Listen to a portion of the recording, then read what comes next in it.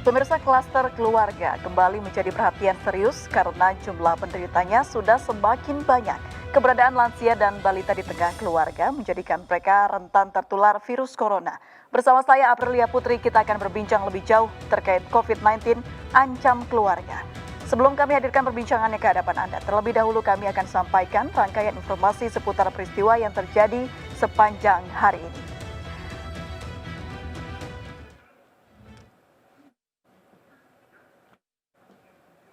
Pemirsa, Kepala BNPB sekaligus Ketua Satgas Penanganan COVID-19 Doni Monardo meminta Pemprov DKI Jakarta mengevaluasi kebijakan ganjil genap. Doni menyebut angka positif COVID-19 ikut meningkat seiring pemberlakuan sistem ganjil genap di ibu kota.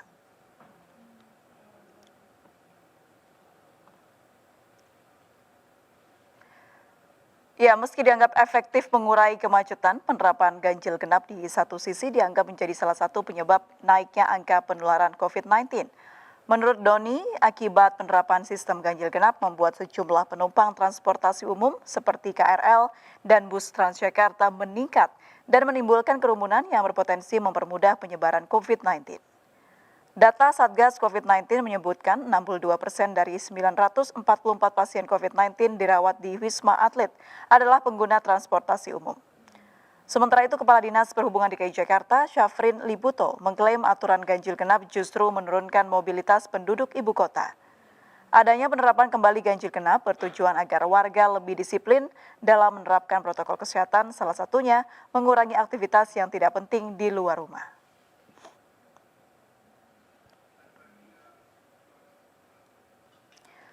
Terjaring razia masker, pengendara ojek online protes dan menolak diberi sanksi.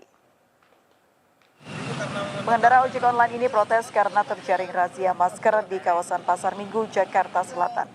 Ia menolak diberi sanksi karena merasa telah memakai masker. Namun karena pengendara mengenakan masker tidak pada tempatnya dan tidak sesuai protokol kesehatan, maka petugas tetap memberikan sanksi. Dalam 1 jam, petugas berhasil menjaring sejumlah pelanggar protokol kesehatan.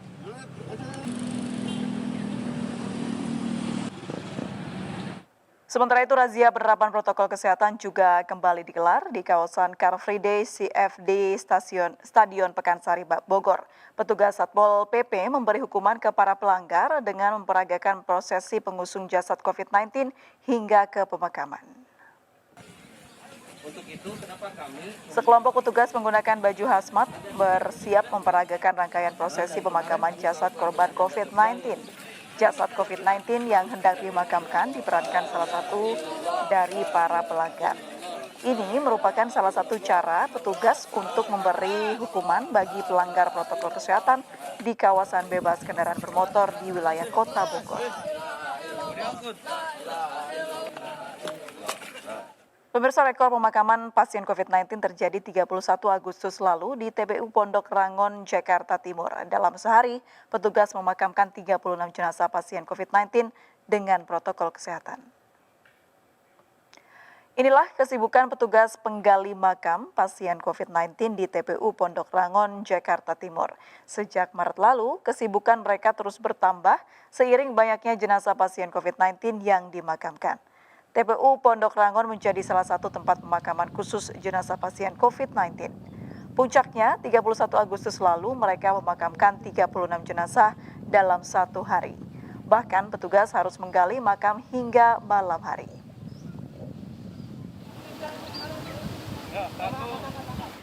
Pemirsa, 2 karyawan pabrik biskuit di Jalan Raya Bogor, Ciracas, Jakarta Timur terkonfirmasi positif COVID-19. Hasil positif terkonfirmasi melalui uji usap di Laboratorium Kesehatan DKI Jakarta. Pasca ditemukannya kasus positif COVID-19 di pabrik biskuit, pihak Kecamatan Ciracas berencana mendatangi pabrik. Pihak kecamatan akan berkoordinasi dengan manajemen terkait penanganan kasus COVID-19. Namun hingga kini pihak manajemen masih belum memberikan pernyataan apapun. Termasuk juga terkait aktivitas pabrik apakah akan tetap beroperasi atau ditutup sementara.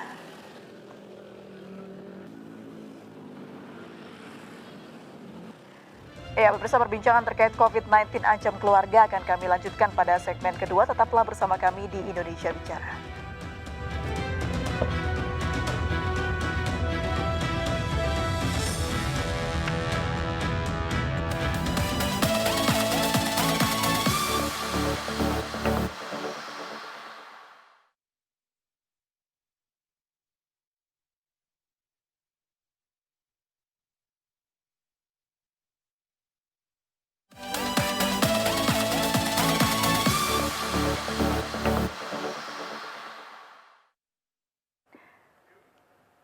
Ya, tema kita pada malam hari ini yaitu COVID-19 ancam keluarga. Dan seperti biasa kita sudah terhubung bersama narasumber.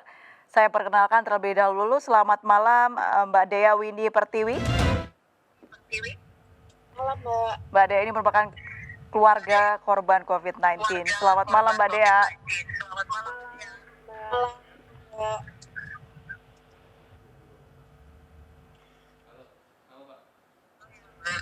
Ini tapi nggak ada kesalahan, sebentar ya, Mbak.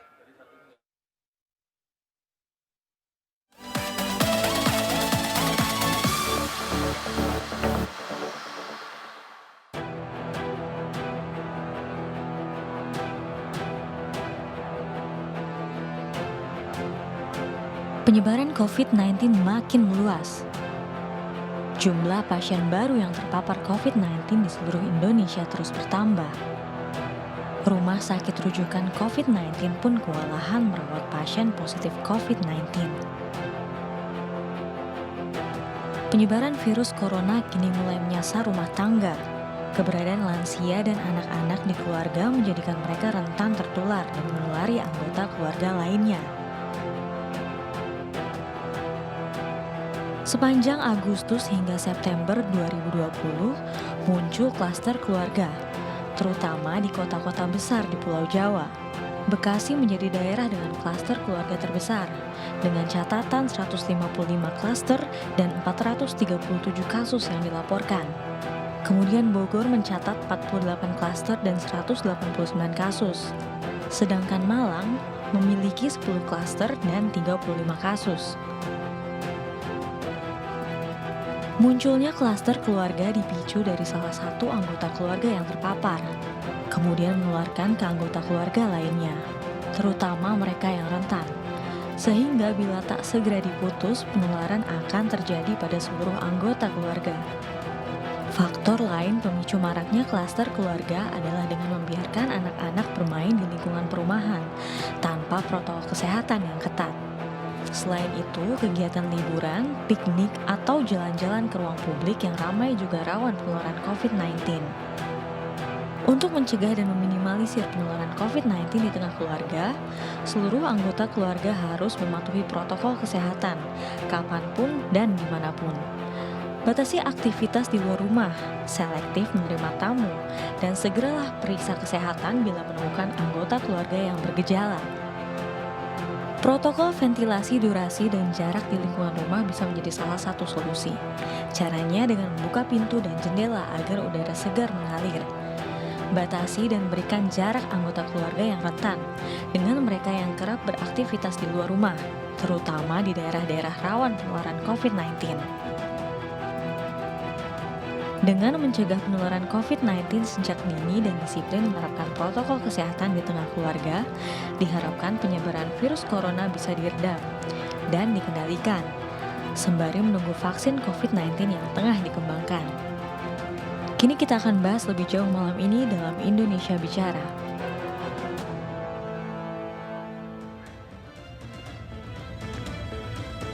Ya, pemirsa, sesuai tayangan tadi, tema kita pada malam hari ini yaitu COVID-19 ancam keluarga. Dan seperti biasa pemirsa sudah terhubung bersama kami narasumber yang saya akan sapa terlebih dahulu. Selamat malam Mbak Dea Windy Pertiwi. Ya, sepertinya sambungan kami terputus. Kita akan mencoba kembali menghubungi Mbak Dea. Mbak Dea Windy Pertiwi ini adalah merupakan salah satu keluarga korban COVID-19 di mana di kurun waktu yang hampir bersamaan Mbak Dea ini harus kehilangan 3 keluarganya yaitu ayah, ibu, dan kakaknya karena terjangkit COVID-19. Kita akan menunggu untuk menghubungi Mbak Dea Windy Pertiwi. Halo Mbak Dea.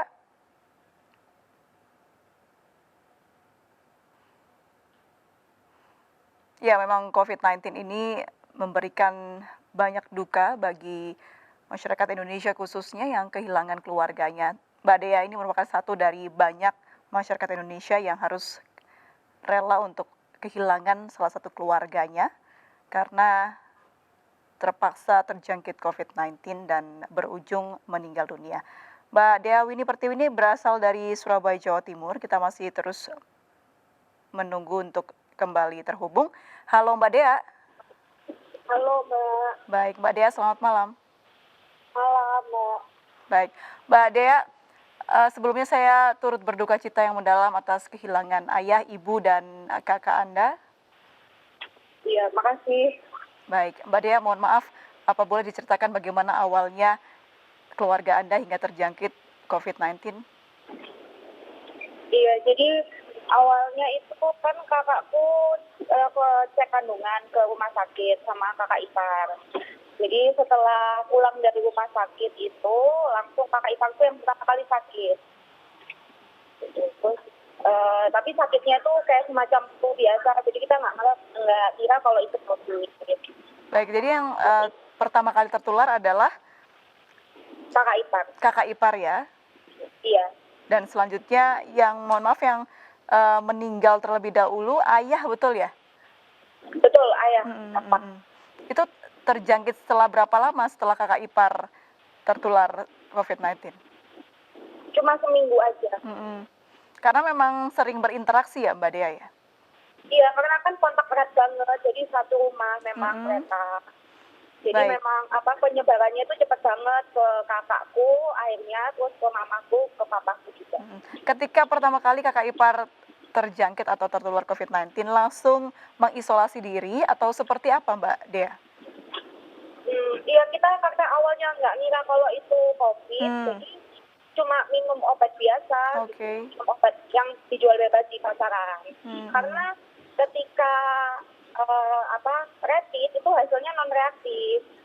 Oh, begitu swab baru terlihat ya kalau Iya, positif COVID-19. ketika swab baru positif. Kalau boleh tahu kakak ipar ini beraktivitas seperti apa Mbak? Apakah bekerja di perkantoran atau seperti apa? Enggak, ya itu tadi nganterin istrinya, yaitu kakakku ke rumah sakit. Jadi tertular di rumah sakit begitu ya? Iya, Kalau bekerja WFH atau seperti apa Mbak? sudah WFH semua, lagi WFH semua, jadi nggak ada yang keluar rumah sama sekali. Jadi waktu itu keluar pun itu cuma karena kontrol kandungan ke rumah sakit aja. Baik, kalau kakak ipar hanya mengalami gejala seperti flu biasa, ketika itu seperti apa Mbak? Apakah ada gejala yang serius? Kalau papaku kebetulan itu nggak ada gejala apapun. Jadi yang ada gejala itu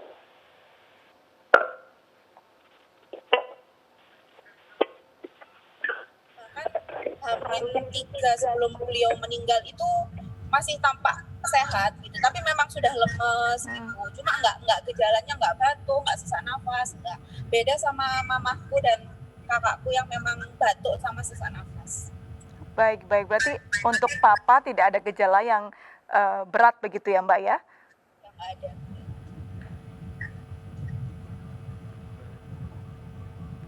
Mbak Dea, Iya, kalau untuk papa tidak ada gejala yang berat ya? nggak ada kalau papa nggak ada gejala. Tapi menurut informasi dari dokter, apa yang menyebabkan papa meninggal lebih dulu begitu? Apakah mungkin ada penyakit bawaan atau seperti apa begitu Mbak? Iya betul. Jadi kalau memang papaku itu ada penyakit bawaan. Jadi memang beliau ada penyakit jantung, terus diabetes, sama kan memang punya riwayat stroke. Oh, Kalau kakak dan mamaku itu nggak ada penyakit bawaan. baik. Setelah papa meninggal, berikutnya adalah mama. Bagaimana Mbak? Boleh diceritakan? Jadi setelah papaku meninggal itu, kemudian dini harinya itu kakakku. Baik. Ya, jadi setelah kakakku, terus 2 hari kemudian baru mamaku. Jadi di saat yang bersamaan, ayah, kakak, dan mama dirawat di tempat yang sama atau seperti apa Mbak? Kalau mama sama papa itu dirawat di tempat yang sama, karena kebetulan mereka diisolasi di dalam satu kamar. Terus kalau kakak itu di beda rumah sakit. Kalau kakak di rumah sakit. Kalau kakak sendiri mempunyai gejala yang berat tidak? dia batuk Mbak, batuk parah pokoknya, sama sesak nafas. Batuk Jadi dan sesak memang nafas. kesusahan nafas. Baik. Setelah 3 anggota keluarga harus meninggal, pasti berat Mbak Dea. Lalu apa yang dilakukan agar anggota keluarga lain tetap bisa sehat dan tidak tertular COVID-19 di keluarga Anda? Jadi memang kita harus menaikkan imun tubuh kita sendiri kan Mbak. Karena kalau kita pikirnya terlalu berat, terus terlalu cemas gitu, itu pasti bakal ngedrop. Gitu. Jadi kayak mensugesti diri sendiri aja, dia nggak terlalu kepikiran, dia nggak terlalu ya sedih sih wajar mungkin, tapi nggak terlalu yang drop banget gitu, karena itu gampang banget bakal terpaparnya kenanya. Baik, ada pesan Mbak Dea kepada masyarakat di tengah pandemi COVID-19 ini. Kami juga merasakan duka yang mendalam karena memang 3 anggota keluarga Anda harus meninggal dunia, pasti berat, tapi kami melihat di sini Mbak Dea luar biasa kuat. Kalau pesan aku sih ya tetap patuhi protokol kesehatan aja gitu. Jadi jangan takabur lah kalau misalnya kita itu nggak mungkin kena atau nggak percaya gitu. Jadi tetap on track pada protokol kesehatan itu udah cukup banget sih, kayak pakai masker, cuci tangan, sama jaga jarak. Baik, Mbak Dea sendiri sehat ya saat ini kondisinya dan keluarga lain? Alhamdulillah sehat. Tetap melakukan cek rutin?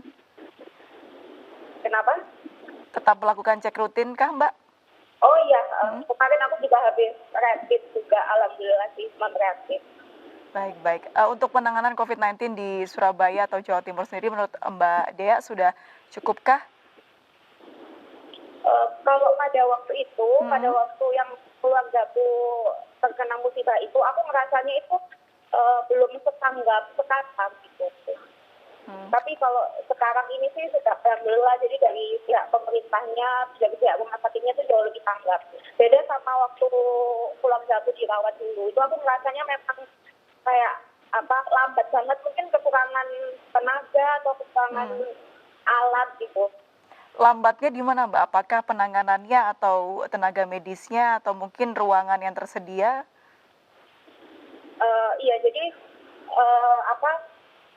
mamaku baru bisa swab itu seminggu setelah dinyatakan reaktif, jadi itu gejalanya sudah parah banget, tapi nggak bisa langsung di swab. Baik, bagian antara rapid ke swabnya terlalu lama begitu ya Mbak Dea. Iya. Mbak Dea terima kasih banyak sudah berbagi. Kami sekali lagi mengucapkan duka cita yang mendalam atas kepergian anggota keluarga. Sehat selalu Mbak Dea. Terima kasih, selamat malam. Terima kasih. Selamat pagi. Pemirsa tetaplah bersama kami dalam Indonesia Bicara. Kami akan segera kembali usai jeda berikut ini.